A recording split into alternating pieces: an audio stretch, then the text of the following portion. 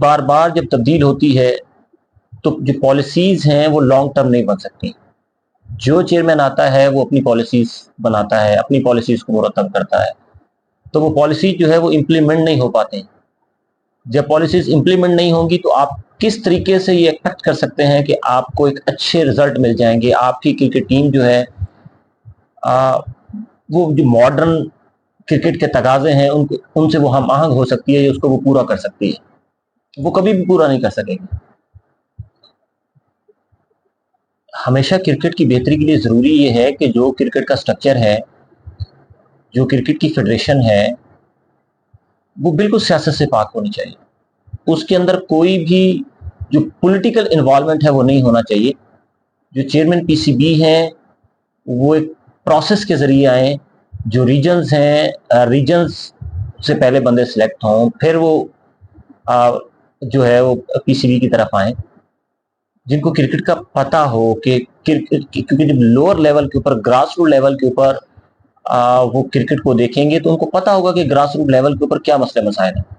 अब क्योंकि हमारा जो चेयरमैन पीसीबी आता है वो सियासी बुनियादों पे होता है, पीसीबी का होता, तो एक तो उनको ग्रास रूट लेवल का कुछ पता नहीं होता, ग्रास रूट लेवल के ऊपर खिलाड़ियों के लिए क्या मसले मसाइल हैं, या वहां पे बेसिकली प्रॉब्लम्स क्या हैं, ग्राउंड्स नहीं है, इंफ्रास्ट्रक्चर नहीं है।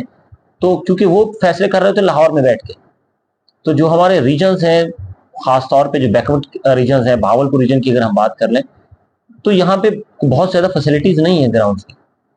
तो जब ग्राउंड की फैसिलिटीज़ नहीं होंगी तो बच्चे किस तरीके के साथ ऊपर आ सकते हैं। तो एक तो यहाँ से बतदरीज जो है रीजन से उनको आना चाहिए पीसीबी की तरफ, ताकि पाकिस्तानी क्रिकेट के अंदर कुछ बेहतरी के आसार पैदा हों। उसके बाद जो आपका डोमेस्टिक स्ट्रक्चर है उसके अंदर बहुत ज़्यादा फ्लॉज है। डोमेस्टिक स्ट्रक्चर को अपडेट करने की ज़रूरत है। हमारी जो पिचेस का म्यार है वो आलमी म्यार के मुताबिक नहीं है। अक्सर औकात तो ऐसे कर दिया जाता है कि डोमेस्टिक के अंदर इस तरह की पिचेस बनाई जाती हैं कि वो बिल्कुल एक फट्टा विकेट होती है, जिस तरीके के साथ एक रोड हो, मोटरवे हो, उस तरह की पिच बना दी जाती है। तो वहां पे तो वो बैट्समैन स्कोर के अनबार लगा के आ जाता है इंटरनेशनल क्रिकेट के अंदर, लेकिन जैसे ही वो इंटरनेशनल क्रिकेट के अंदर आता है तो वहां पे पता लगता है कि ये इंटरनेशनल क्रिकेट का प्रोडक्ट ही नहीं है, वहां पे वो खेल ही नहीं सकता। उसकी बहुत सारी एग्जांपल्स हमारे सामने हैं। उमर अमीन को देख लें कि उमर अमीन ने डोमेस्टिक सर्किट के अंदर बहुत स्कोर किए, लेकिन इंटरनेशनल सर्किट के अंदर जैसे वो आया, इंटरनेशनल सर्किट में उसे कामयाबी नहीं मिली। उसकी बहुत बड़ी वजह यह है कि यहाँ पे हमारा जो पिचेस का म्यार है वो अच्छा नहीं है, ना ही हमें क्वालिटी क्रिकेट देखने को मिलती है। आप ब्रांड क्रिकेट डोमेस्टिक के अंदर लाएं, एक क्वालिटी क्रिकेट डोमेस्टिक के अंदर लाएं। जब डोमेस्टिक के अंदर एक ब्रांड क्रिकेट होगी, एक अच्छी क्रिकेट होगी, तो ऑटोमेटिकली जो आपका प्रोडक्ट आएगा इंटरनेशनल क्रिकेट के अंदर वो भी अच्छा होगा। फिर अक्सर औकात हम ये करते हैं कि जो हमारी लीग्स क्रिकेट होती हैं, लीग की बुनियाद पर हमने खिलाड़ियों को सिलेक्ट कर लिया जाता है। तो जब लीग्स की बुनियाद पर खिलाड़ियों को सिलेक्ट करते हैं, उन्होंने कोई डोमेस्टिक नहीं खेली होती, कोई फर्स्ट क्लास मैचेस नहीं खेले होते, तो यकदम उनको लाया जाता है इंटरनेशनल सर्किट के अंदर।